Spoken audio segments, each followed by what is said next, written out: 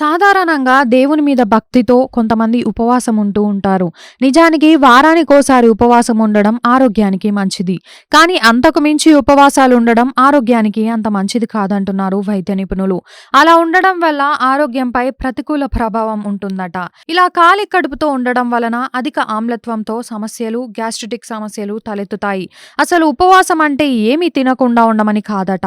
దైవారాధన, శరీరం సహకరించేలా తింటూ నీరసం వంటి సమస్యలు రాకుండా చేసే ప్రక్రియ అంటున్నారు. అరటి ఒక అద్భుతమైన సహజ ఉత్పత్తి. కడుపు సమస్యలను నివారించడంలో ఇది పెద్ద పాత్ర పోషిస్తుంది. ఇందులో పొటాషియం పుష్కలంగా ఉంటుంది మరియు హైపర్ అసిడిటీ లక్షణాలను తగ్గిస్తుంది.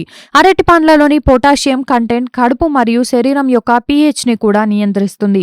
ఇందులో ఫైబర్ పుష్కలంగా ఉంటుంది. ఇది పూర్తిగా అసిడిటీని తగ్గిస్తుంది. కాబట్టి ఉపవాస సమయంలో అరటి పండు నిరభ్యంతరంగా తినవచ్చట. వీలైనంత ఎక్కువ అరటి పండ్లను తిన్నా నీరసం రాకుండా ఉంటుందట. చల్లని పాలు. కడుపులో వికారం, ఆరాటం వంటి సమస్యలు చాలా త్వరగా తగ్గాలంటే వెంటనే ఒక గ్లాస్ చల్లని పాలు తాగాలట. ఇది కడుపులో మంట వంటివి రాకుండా చేస్తుందట. చల్లని పాలు శరీరంలో ఉత్పత్తి చేసే చాలా ఆమ్ల పదార్థాలను గ్రహిస్తుందట.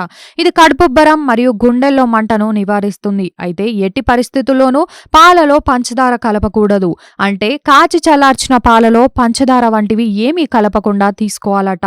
వేడి నీరు అనేక ఆరోగ్య సమస్యలకు మందు. ఇది యాసిడ్, అజీర్ణం మరియు గుండెల్లో మంటలకు కూడా నివారణగా పనిచేస్తుంది.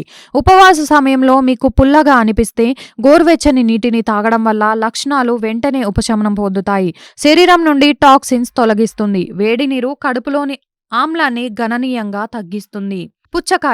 పుచ్చకాయ వల్ల కలిగే ఆరోగ్య ప్రయోజనాల గురించి తెలిసిన వారికి కడుపు సమస్యలకు పుచ్చకాయ తినడం కొత్తేమీ కాదు. ఇందులో యాంటీ ఆక్సిడెంట్లు, ఫైబర్ పుష్కలంగా ఉన్నాయని పోషకాహార నిపుణులు చెబుతున్నారు. ఈ వీడియో కనుక మీకు నచ్చినట్లయితే లైక్, షేర్ అండ్ సబ్స్క్రైబ్.